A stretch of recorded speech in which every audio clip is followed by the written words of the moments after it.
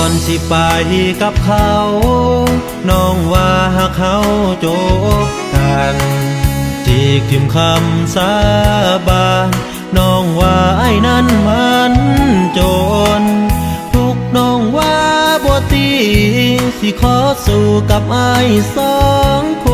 นมีไอ้บ่ยันจน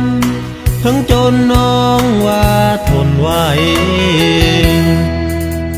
พ่อไปพบคนใหม่ก็เปลี่ยนใจเลยน้องเขียอายตกตะคองออกจากหัวใจขึ้นรถไปกับเขาเว้าอายว่าจนเกินไป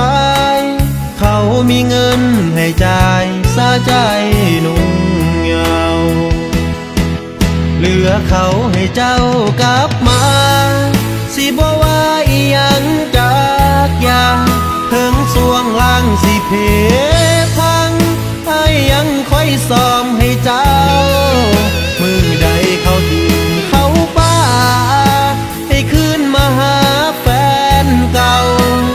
ไอ้ยังคอยท่าเจ้าคอยเขาอยู่ทุกเวลาแม่นผู้ใดสิว่าน้องนั้นสัวหายแต่ว่าหัวใจอายบ่ลืมสัญญามือได้เขากินอิ่มเขาทิ่มไม่หวนคืนกันดา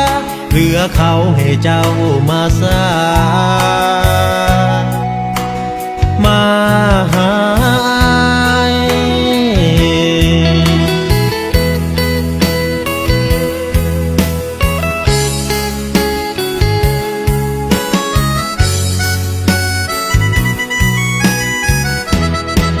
เหลือเขาให้เจ้ากลับมาสิบ่ว่าอีหยังจากยาถึงสวงล่างสิเพพังไอ้ยังค่อยซ้อมให้เจ้ามือใดเขาทิ้งเขาป้าให้คืนมาหาแฟนเก่า